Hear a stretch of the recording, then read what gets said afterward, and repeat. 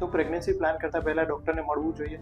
Pregnancy plan કરતા પહેલા અમુક સપ્લિમેન્ટ્સ જો શરીરમાં ઓછા હોય તો સ્ત્રી બીજ અથવા પુરુષ બીજ ખરાબ આવતા હોય છે, મિસ થવાની શક્યતાઓ વધતી હોય છે, બાળક ખોટવાળું આવવાની શક્યતાઓ વધતી હોય છે. તેથી પ્રેગ્નન્સી પ્લાન કરતા પહેલા ડોક્ટરને મળવું જોઈએ. ડોક્ટર તમને વિટામિન D3, વિટામિન B12 અને ફોલિક એસિડ લેવાની સલાહ આપશે. 3 મહિના સુધી ફોલિક એસિડ અને B12 લીધા પછી પ્રેગ્નન્સી પ્લાન કરવી જોઈએ, જેથી બાળક ખોટવાળું આવવાની શક્યતાઓ ઘટે છે. રૂબેલાની વેક્સિન પ્રેગ્નન્સી રાખતા પહેલા 6 મહિના પહેલા રૂબેલાની વેક્સિન લેવી જોઈએ, જેથી કરીને બાળક બેરું મૂંગું આવવાની શક્યતાઓ ઘટે છે. અમુક રિપોર્ટ્સ કરવા જોઈએ પ્રેગ્નન્સી રાખતા પહેલા, જેવા કે લોહીના ટકા ચેક કરવા જોઈએ. ઘણીવાર લોહીના ટકા ઓછા હોય તો પ્રેગ્નન્સી દરમિયાન કોમ્પ્લિકેશન થતા હોય છે. સુગર ઓછું હોય, વધારે હોય તો પણ પ્રેગ્નન્સીમાં તકલીફ પડતી હોય છે. તેથી સુગરનો રિપોર્ટ પણ પ્રેગ્નન્સી રાખતા પહેલા કરવો જોઈએ. અમુક રોગ કે જે માતા પિતામાંથી બાળકમાં ટ્રાન્સમિટ થતા હોય છે, જેવા કે HIV, HbSAg, ઝેરી કમળો, થેલેસેમિયા. તેથી આ બધા રિપોર્ટ્સ પ્રેગ્નન્સી રાખતા પહેલા કરવા જોઈએ, જેથી કરીને કોઈ રોગ કે એવું કંઈ ડિટેક્ટ થાય તો તેની પહેલા ટ્રીટમેન્ટ કરી પછી પ્રેગ્નન્સી પ્લાન કરવી જોઈએ. તેથી હા, ચોક્કસ પ્રેગ્નન્સી રાખતા પહેલા ડોક્ટરને કન્સલ્ટ કરવું જરૂરી છે. Thank you.